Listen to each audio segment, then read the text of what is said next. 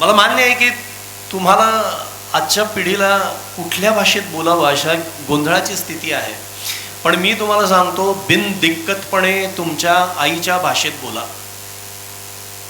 आपल्या मराठीला, आपल्या भाषेला बोलायला कुठेही लाजू नका, बिनदिक्कत बोला. भाषा, आपला लहजा.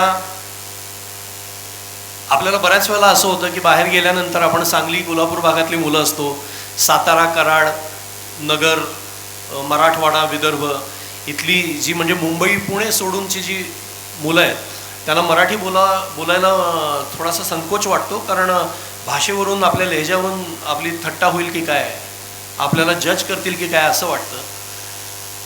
तर यासाठी मी आवर्जून सांगतोय की कुठलाही कॉम्प्लेक्स घेऊ नका, थेट तुमच्या भाषेमध्ये बोला. समोरच्याला गरज असेल तर तो तुमच्या लहेजात बोलेल, तो शिकून घेईल.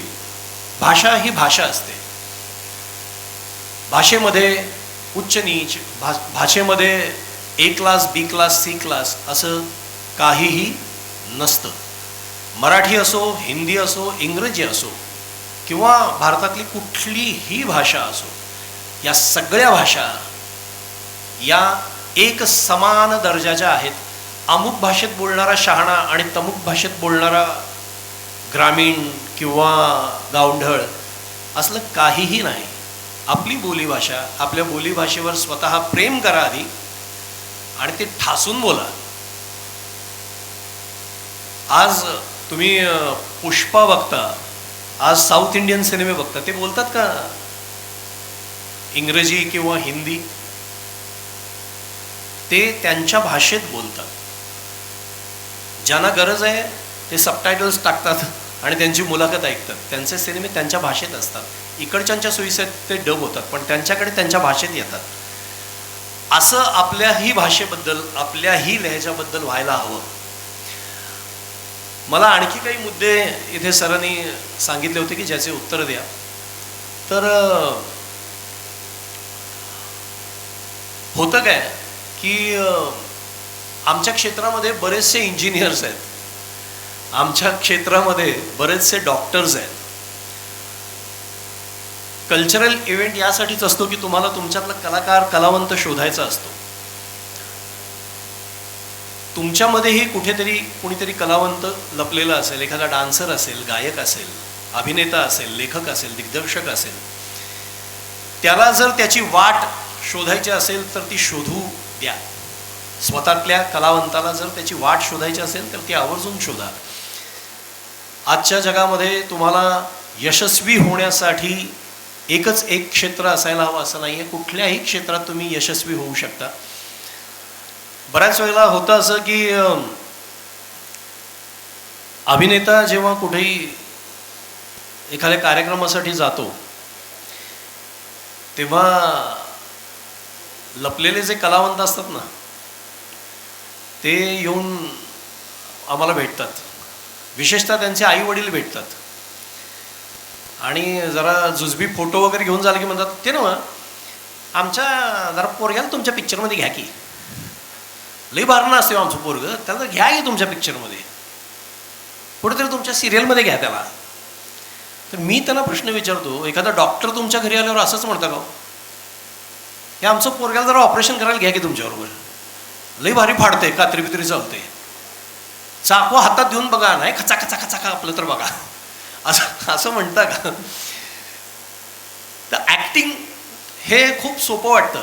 एंटरटेनमेंट इंडस्ट्री याचं प्रलोभन खूप जास्त आहे, पण ते दुरून डोंगर साजरे आहेत बरं का मित्रांनो. या क्षेत्रामध्ये, आमच्या क्षेत्रामध्ये खूप संघर्ष आहे,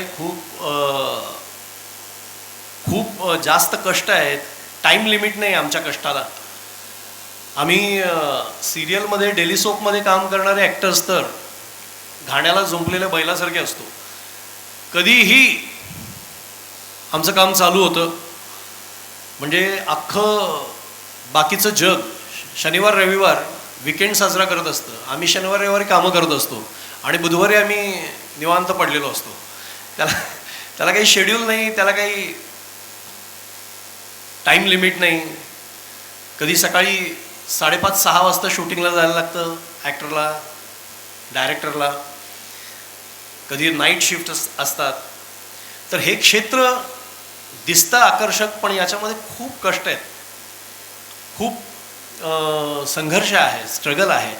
एक काम मिळवणं, ते चांगल्या पद्धतीनं करणं, ते टिकवणं, त्यानंतर ते काम संपल्यानंतर दुसरं काम मिळवणं, हे हातावरचं पोट असल्यासारखं संघर्ष आहे.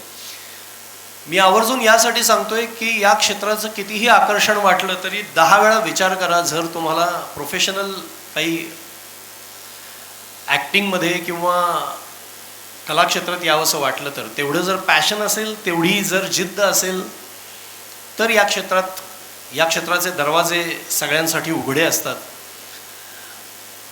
या क्षेत्रात काम करायला काहीच हरकत नाही. आणि तसं जरी नाही झालं तरीच सुद्धा, म्हणजे तुम्ही प्रोफेशनल कलावंत समजा नाही झालात, पण तुम्ही कलेची आवड जोपासताय, तुम्ही तुमच्या गाण्याची आवड जोपासताय, तुम्ही ॲक्टर आहात, तर तुम्ही तुमचं जे काही प्रोफेशन आहे, उद्या तुम्ही प्रायव्हेट प्रॅक्टिस कराल किंवा कुठे जॉब कराल, सरकारी काही तुम्ही नोकरी कराल, तर तिथं तुमच्यातला कलावंत जोपासा. कारण कलावंत हा अनुभवाने सांगतोय. माझ्या घरात माझे वडील कलावंत होते, माझी आई ॲक्टर होती आहे, माझी मुलगी आता अभिनेत्री म्हणून काम करते. शक्यतो कलावंत उपद्रवी नसतात. हल्ली आपल्याकडं प्रथा आहे की कलावंत हे एक सॉफ्ट टार्गेट झालेलं आहे. सोशल मीडियावरती बाकी मोठमोठ्या चोरांना आपण सोडतो, पण कलावंत सापडला की त्याला धुतो, ट्रोल करतो, पटकन जाऊन काहीतरी कमेंट टाकून येतो. कारण सॉफ्ट टार्गेट असतं. कलावंताला फॅन्स असतात. कलावंताला ट्रोल करणं सोपं आहे, कारण कलावंताला फॅन्स असतात, कार्यकर्ते नसतात. त्यामुळं त्याला ट्रोल करणं, त्याला काही बोलणं सोपं आहे. पण सहसा माझ्या अनुभवावरनं सांगतोय की कलावंत सहसा उपद्रवी नसतात. त्यांना त्यांचीच व्यवधानं इतकी असतात की जगाला उपद्रव द्यायला त्यांना फार वेळ मिळतच नाही. कुठेतरी काहीतरी एखाद्या विधानाचा काहीतरी वेगळा अर्थ, तेवढाच तुकडा कापला जातो, तो येतो. आता तो जो रणवीर अलाहाबादिया ट्रोल झाला, किंवा समय रैना जे आता त्यांचं दुकान बंद झालंय, तुम्हाला काय वाटतं? त्यांचं काय चुकलं का नाही चुकलं? काय वाटतं? काय हात वर? ज्यांना चुकलं असं वाटतंय समय रैना आणि रणवीरचं, त्यांनी हात वर करा. ज्यांना असं वाटतंय की फार काही नाही, एवढं काही नाही, चालतंय, त्यांनी हात वर करा. हे बघा, डबल हात आहेत. मुलींना काही माहित नाही वाटतं इश्यू, माहित नाही. मुली फक्त आपलं खाली पूर्ण अभ्यास करतात का काय? हे बघा, असं असते. मुली सिन्सिअर आहेत. मुली सोशल मीडिया फार तर काही एक छोटे मोठे रील्स बघत असतील, फार वेळ मुली घालवत नाही त्यात. बरोबर आहे का? हां. आणि आम्हाला काय उद्योग नाही. आम्ही आपलं अभिषेक उपमन्यू काय म्हटला, अलाहाबादिया काय म्हटला. माझं असं म्हणणं आहे त्या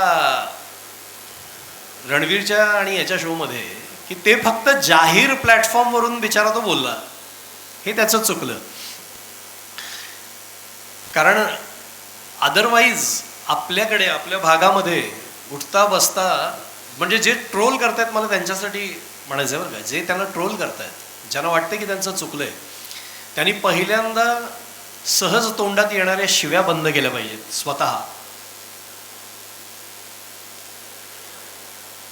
आपण आपापसात मित्राला एक शिवी दिल्याशिवाय बोलवत नाही, आणि आपण त्या अलाहाबादियाला ट्रोल करणार, तो चुकला, ठीक आहे, तर याला अर्थ नाही आहे. आपण ज्या सहज म्हणून शिव्या देतो, त्या शिव्यांचा अर्थ जर आपण कधी तपासला, त्याच्या खोलात कधीतरी गेलो, तर आपल्याला कळेल की आपण किती भयानक स्वरूपाचं बोलतोय.